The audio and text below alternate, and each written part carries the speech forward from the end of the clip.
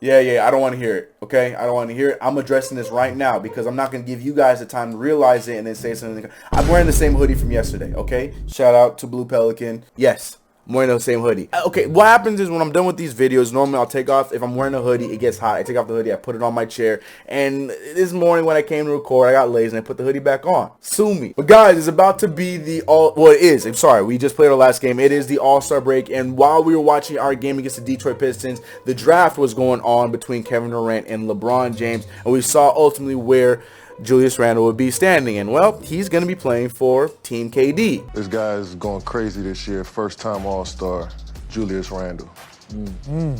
You just got an all New York tri-state area. You know, normally I wouldn't be too upset with, but Team KD also made sure that he drafted Team Brooklyn. So basically, all of New York is over on one team, but it's just frustrating because now I have to root for Team KD. That's what I'm frustrated about here the most. Now, I know what you guys are going to be singing the positives about it because, you know, Zach LaVine's on the team. So a lot of you guys are Zach LaVine stands. So hoping that this could be some tampering that'll get Zach LaVine to push the issue a little bit more to come over for the New York Knicks. But at the same time, I just don't want to have to root for Team KD because Team LeBron is stacked.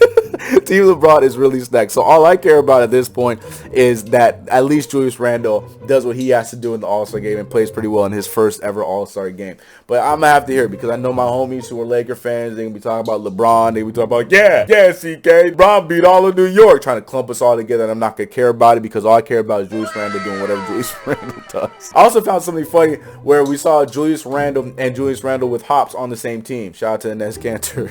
I'm also looking forward to seeing what Julius Randle does in the skills challenge. I don't know. Of course, I'm rooting for my guys. He's going to be in the skills challenge. We got our boy Obi Toppin represented in the slam dunk challenge. We need it, man. We need it. It'd be nice to take some more dubs, man. You know, put the league on notice. Give us some more dubs. I don't know. I think it's going to be fun between him and Cassius Stanley, but I'm really excited to see what Anthony Simons goes out there and surprises with. Either way, I've always been a fan of All-Star Weekend. I know a lot of people don't really care too much about it and they don't invest in it too much.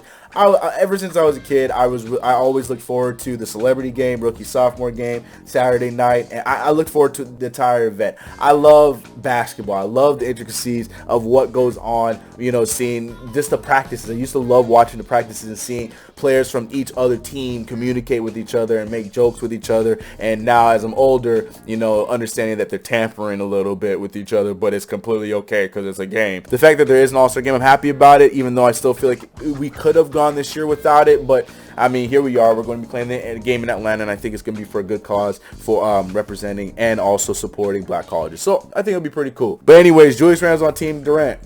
Let me know how you feel about that in the comments below. While you guys think about that, run the intro.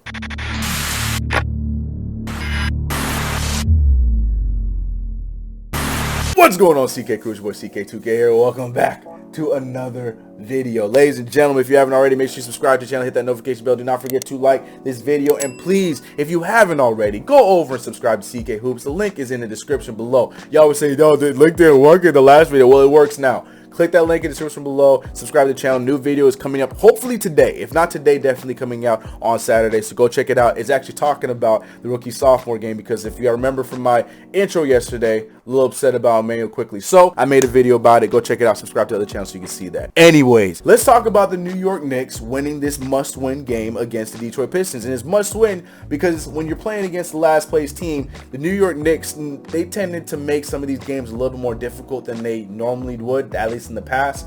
And last night was almost that case. I feel like we did a good job sealing the deal in this game, but the Knicks kind of made it a little interesting, especially in the oh my gosh, hiccups. We saw a game where our two-headed monster of Julius Randle and RJ Barrett went out there and played a very, very good game. Julius Randle was 58% from the field yesterday, and RJ Barrett was 69%. Nice. From the field yesterday. 9 of 13 shooting. 1 for 2 from the three-point line. 2 for 2 from the free throw line. He went out there. He had 21 points, 5 assists, 4 rebounds. RJ Barrett played a tremendous game. Nerlens Noel had a fantastic game. 100% from the field. 42 minutes. Double-double, 12 and 11. Nerlens Noel has been doing a great job since taking the place for Mitchell Robinson, his injury. 4 steals, 2 blocks. Nerlens Noel definitely had a good game. I understand that we make the jokes about the stone hands, but at the same time, he does a good job everywhere else on the court. And even with his 12 points, it was nice to see. But Julius Randle, 11 and 19 from the field, making it look way too easy in the mid-range. 27 points, 16 boards, 7 assists. Julius Randle just doing what Julius Randle does at this point. But we had a great game all around from, you know, the starting cast. We also saw Elfrid Payton in his comeback game, and he scored 20 points. And it was a lot more efficient. He was 7 for 14, 50% shooting. Again, you know, I always pay attention to how many of those were threes and how many of those were twos. And if you take two, actually he made one of his 2 3-pointers. So you take one of those misses away, or sorry, you take 2 of those away. So he goes 6 for 12.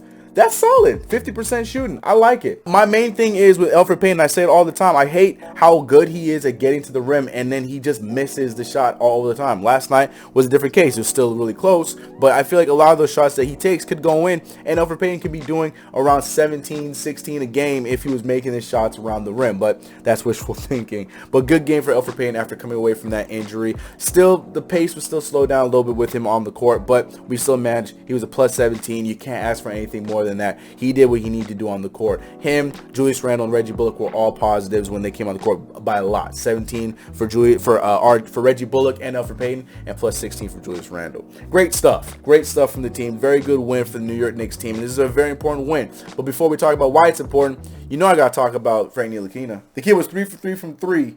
3 for 4 from the field. Did I mention that 2 of those 3s were step backs? He went out there, he had 9 points and didn't do a damn thing else. He had 0 everything else, but he had 9 points. We did see a little bit of a rough game from Immanuel Quickley, having a scoreless game, which is very out of the ordinary for him. I don't know if he was bummed out about the fact that he didn't make the Rising Stars Challenge. He was 0 for 4 in the game, but it's okay. Rookies have those kind of games, and you know, we have to remember, we have to keep reminding ourselves that he is still a rookie, and he only played 12 minutes in that game. Obi Toppin with 4 points and 2 boards, 2 for 2 from the field. You know, we didn't get too much there from that from the younger guys there, but Frank Ntilikina providing with 9 points off the bench. Alec Burks providing with 9 points of his own off the bench. So it was a well-rounded game. It was fun to see. Wish we got some Knox minutes in that game, but we didn't, and that is what it is. But the Knicks win ultimately against the Detroit Pistons going to All-Star break, and now we can rest as we get ready for our second part of the season. But I have a few questions. What are we going to do? Because Derrick Rose did not play in this game, so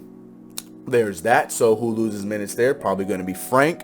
Or do we ultimately make a trade going into the All-Star or go before our first game in March 11th? If there's any time to do that, I think the time is now for that to be making any kind of trade. We saw the Clippers having a little bit of a problem with their point guard situation, so maybe this is the time that we force the issue to probably ship Elfrid Payton over there so we can get more of the lineups that we were seeing this past week where we went on our winning streak with Derrick Rose, Immanuel Quickley, and Frank Ntilikina. And maybe this game for Elfrid Payton was a good sample size to get him some trade value. Is that ultimately what's going to happen? I don't know. I'm not convinced that Elfrid Payton is going to get traded anymore because I think that there's just too much of a love connection between Tom Thibodeau and Elfrid Payton. Like I told you guys, I mean, the circumstances were different because Derrick Rose was hurt, but Elfrid Payton went right into the starting lineup, and I expect that to stay the way it is, especially playing the game that he played. 20 points, plus 17, 5 for 6 from the free throw line, 50% from the field.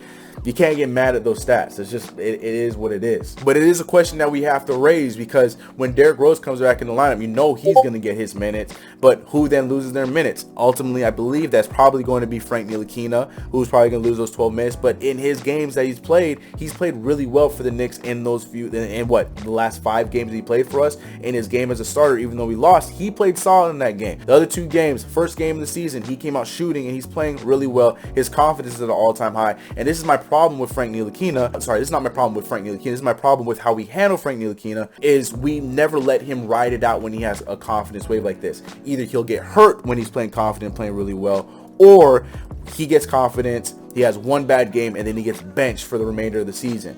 This is one of those situations where I wish we would let it ride, because right now Frank Ntilikina is shooting the ball better than we've ever seen before. And although you can say that you don't think Frank Ntilikina is a shooter, how do you really know? Because we never really got a good sample size of Frank Ntilikina. We get spurts of Frank Ntilikina. We get spurts where he shoots well. We get spurts where he doesn't shoot well. We get spurts where he shoots well again. We get spurts of when he doesn't shoot well. So it's hard for me to even gauge whether or not we know he's a shooter or not a shooter right now in his 4th year in the league. So ultimately, I would be aggressive on making a kind of move for Elfrid Payton. But again, I'm not Tom Thibodeau. I don't have that relationship with him. So we'll see what happens there, but something's got to change. I just unfortunately think that Frank Ntilikina is going to get the short end of the stick. He's going to get out of the lineup. Maybe there's an instance where we see Frank Ntilikina playing some wing. You know, maybe they put him at the 3 alongside Derrick Rose and Emmanuel quickly coming off the bench. That'd be cool to see. I think that that's something that could work, and I think that maybe that's the best case scenario for Frank Ntilikina. Let him play some forward, let him play some off ball, but at the same time, I don't know if that is going to be the solution or not. Who knows? I'm not sure. But somebody's minutes are going to have to give March 11th. But like I always say, that sounds like a March 11th problem. We'll deal about that then. Right now, we're 19-18. I'm happy about that. And to end off this video, I actually wanted to talk about Julius Randle. Julius Randle came out with a very, very, very dope article on the Players Tribune yesterday. If you have not read it, I implore you guys to go and read that. It was really well done. Julius Randle basically talks about how he set his mind to when he originally signed with the New York Knicks that he wanted to be a New York Knick long term, and he wanted to stay here long term. We know that he is up for one more year on his his team option, which we all know the Knicks will definitely opt into, and then he is going to be a free agent next year. And then the question rises, do we bring him on long term, or do we pay him the big bucks? Because now that he's an all-star, and now that we're having the season that we're having, a lot of his pay is going to be increased with, you know, with the stats. But I mean, it's warranted. Look at his stats across the board. And you know what? I'm not afraid to admit that, you know, I'm still scared to make that decision. I'm still scared to make that gamble. I'm loving everything that Julius Randle has been doing for us this season. Julius Randle is no scrub. Julius Randle, without having to tell you guys, is statistically having his best season of his life, of his career in the NBA at 26 years old. All-star, averaging 23.2 points per game, 11.1 rebounds a game. Again, both career highs. 5.5 assists per game. Again, a career high. Shooting 41% from the three-point line. But Julius Randle is having the best season of his career right now. And the biggest stat to me that's most important is he's available. He's played every single game as a New York Knick. It's all 64 last year, all 37 this year. That's something that's very valuable. The question then rises, is that something that's going to keep up with the amount of minutes that Tom Thibodeau would be playing him for? That's the bigger question. But at the same time, I'm not worried about that. I'm worried about what he's showing us right now. Now, naive Chris has said, let me see what he does one more year under Tom Thibodeau, after the All-Star, after whatever this season ultimately turns into, whether it ends up being a long run in the postseason, whether it ends up being a first round exit, whether it means that we don't even make the postseason after seeing what our second half of the schedule looks like. Let's see how this season ends, and then see how next season goes before I can even think about any kind of extension. But after what he said in the Players Tribune, like, this is a decision that the Knicks have to be thinking about right now. He wants to be here long term, and let's be real, he's played well enough to earn himself a contract. There's no way, shape, or form that you can look at Julius Randle and think that he could not be a guy that could be a part of future plans with the Knicks. But what does that mean? Does that mean that we take up a lot of cap for him and somebody else? Does that mean that we ultimately use him as trade bait with what he played with next season? There's so many things that could be handled. I don't know where I put myself with, but we still need to see how he plays next year, and that's just that's just my personal opinion. And I'm not afraid to admit that. I know a lot of people are probably already all in on Julius Randle, saying that sign him yesterday, make him the long-term guy. That's our guy. That's our star. We made our own star. We're going to keep going with them. And I'm leaning that way. I'm definitely leaning that way on, letting it ride with Julius Randle and RJ Barrett. But then we have so many other questions that go around that. What's the point of Obi Toppin then? Is Obi Toppin ultimately just going to be a backup for his career? Are we going to flip Obi Toppin earlier before, we find out who he is? There's so many questions that come around with bringing on Julius Randle, more than just, will Julius Randle end up being worth the money? That is just part of the question. The other part of the question is, what the hell do we do with our first round draft pick of the 2020 draft? You know what I'm saying? So there's so many different aspects to this that the Knicks are going to have to consider. Now, if you're asking me, GM CK,